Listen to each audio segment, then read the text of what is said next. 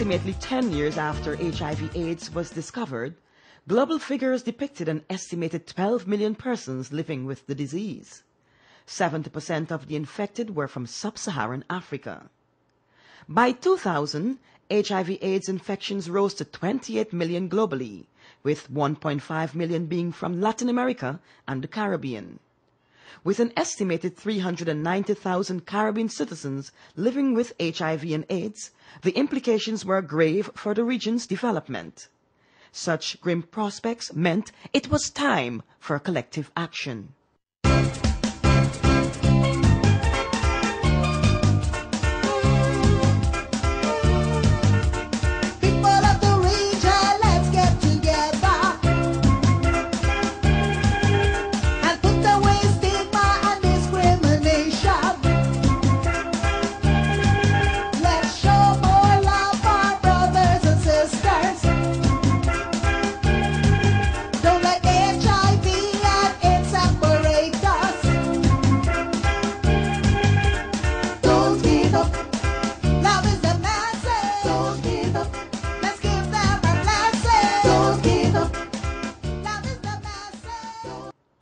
With regional statistics confirming that HIV/AIDS had become widespread in the Caribbean, the disease became a focal issue on the Caribbean's health agenda.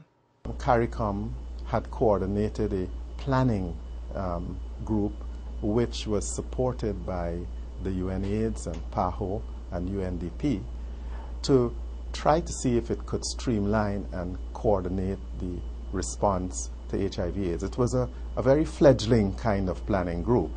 But out of that group came a study from the University of the West Indies which indicated that if the region did not take action to control the spread of AIDS, the economic implications would be enormous. Led by the then Prime Minister of Barbados, Honorable Owen Arthur, the regional collaboration on HIV/AIDS, which began in 1998, was strengthened in 2001 with the declaration of commitment to the Pan-Caribbean Partnership against HIV and AIDS. PANCAP was actually signed on as an agreement between 6 partners, PAHO, the government of Barbados, the Prime Minister Douglas, CARICOM, and UNAIDS with CRN Plus in February 2001, because in the previous year, Prime Minister Arthur convened the first ever summit on HIV/AIDS in the region, at which it was agreed that a Pan-Caribbean partnership should be formed. In execution of this mandate, PANCAP is directed by 2 key mechanisms.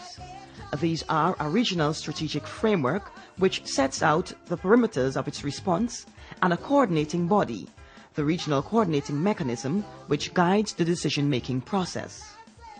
The regional strategic framework, the first one was initiated in 2002, and the first strategic framework, 2002 to 2006, had about 6 main priorities, among them advocacy, prevention for mother and child, overall prevention of the diseases, prevention among vulnerable groups, human rights for people living with AIDS, also, most important, resource mobilization.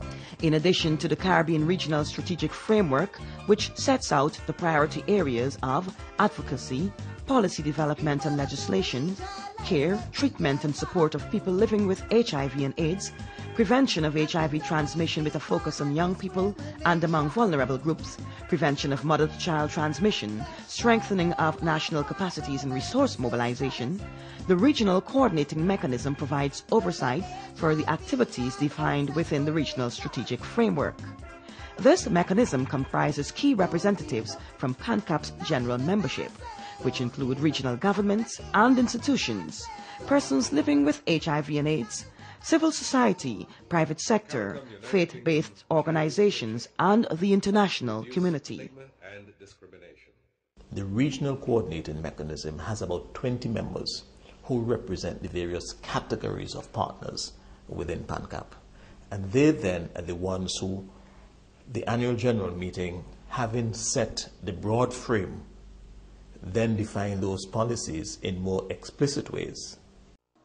The PANCAP coordinating unit is a critical factor in dealing with the day-to-day management of the partnership. It is also responsible for the implementation of some programs within the partnership.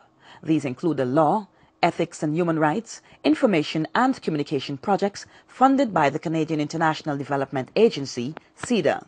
This is in addition to the Inter-American Development Bank Education Sector Project, the Global Fund and World Bank projects, KFW Social Marketing Project, and the European Union Institutional Strengthening Project, among others. Based in Georgetown, Guyana, the PANCAP Coordinating Unit functions as the Secretariat of the Partnership, with support from the CARICOM Secretariat. As part of its coordinating efforts, the PANCAP Coordinating Unit works closely with regional partners directly involved in the fight against HIV and AIDS. One such partner is the Caribbean Regional Network for People Living with HIV and AIDS, CRN+, which was formed in 1996. This organization is unique in the sense that it is the only regional organization that is run for and by people living with the disease.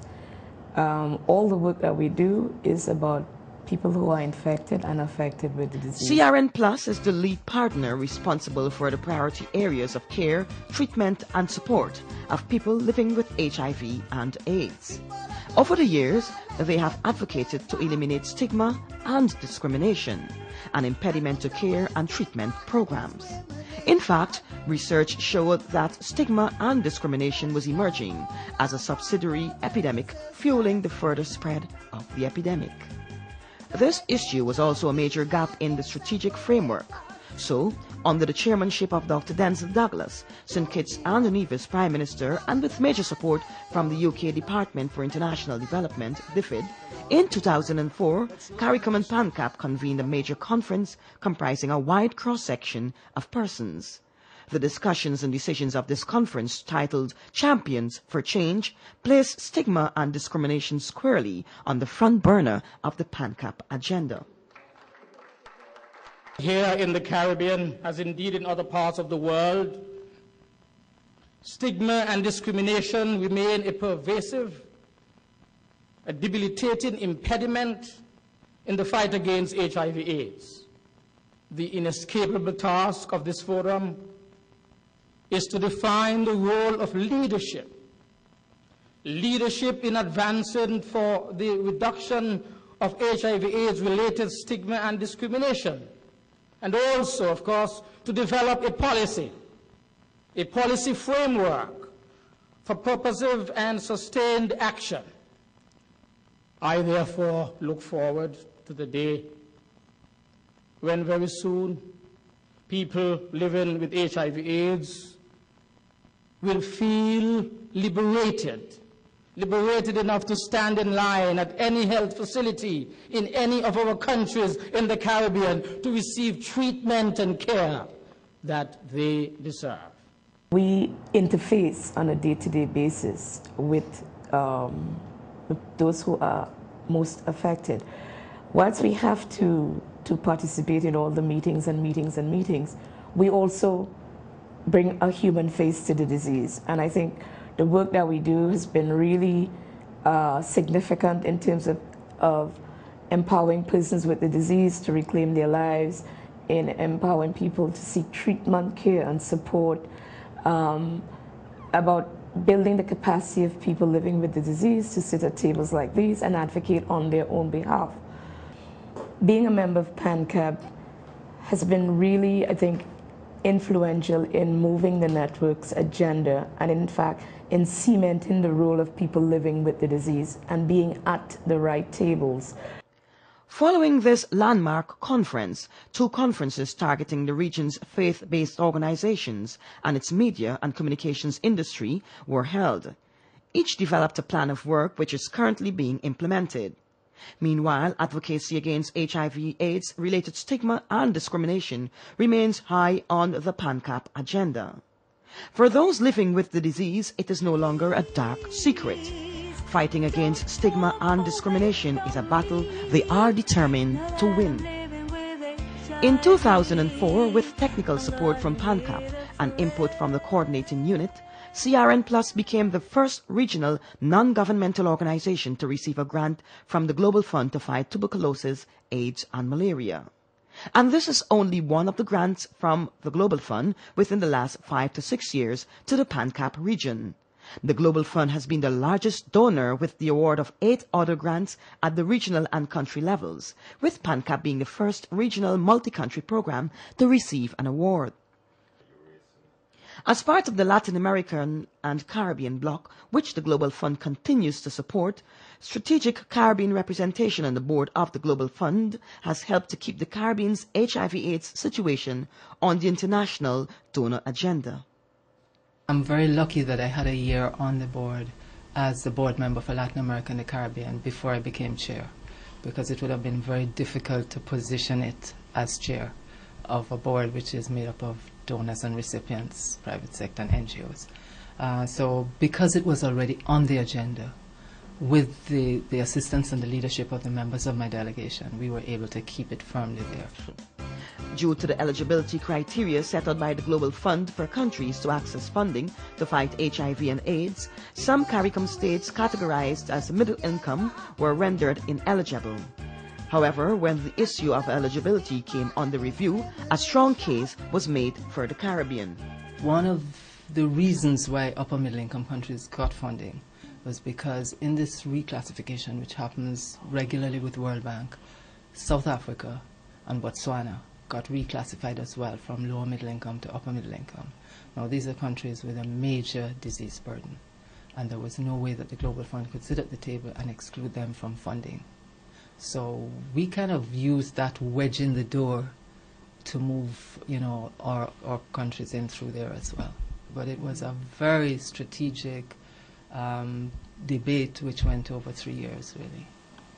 It was also very useful for a region for me to be there at the center of it so that I could get, for example, PANCAP involved and ensure that the leadership of PANCAP, Mr. Carl Brown, for example, could be at some of those meetings and meet the key partners, meet the key people in the Secretariat, so that you're aware of what the issues are as you try to achieve maintaining the indicators for grant funding.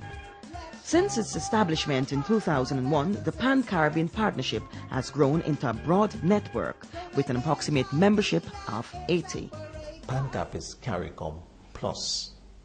So we have to reach out to the 15 countries of CARICOM, but we have to reach out to the Dominican Republic as well, and Cuba, and Puerto Rico, and the U.S. Virgin Islands, and the French departments of the Americas, and the British and Dutch overseas territories, which all form part of the Caribbean. To date, PANCAP missions have been undertaken to the Dutch island of St. Martin and the British overseas territories of Anguilla, Montserrat, and the British Virgin Islands. Plans are also on the way for similar visits to the French overseas territories. Given the size of the network, streamlining the activities of the various partners poses a challenge. It is never easy if you have 70 different partners, 70 different institutions, each with their own institutional culture, each with their own mandate, each with their own way of doing things, trying to work together under one umbrella. And that has been a challenge for us. Another challenge has been with all of these organizations that you have, how do you avoid the duplication of efforts, while at the same time ensuring that you cover all bases? Because it is very easy to have 2 and 3 organizations doing very similar things, but yet some important things are not being done. And so we had to face the challenge of how do we streamline the work of PANCAP to avoid the duplication.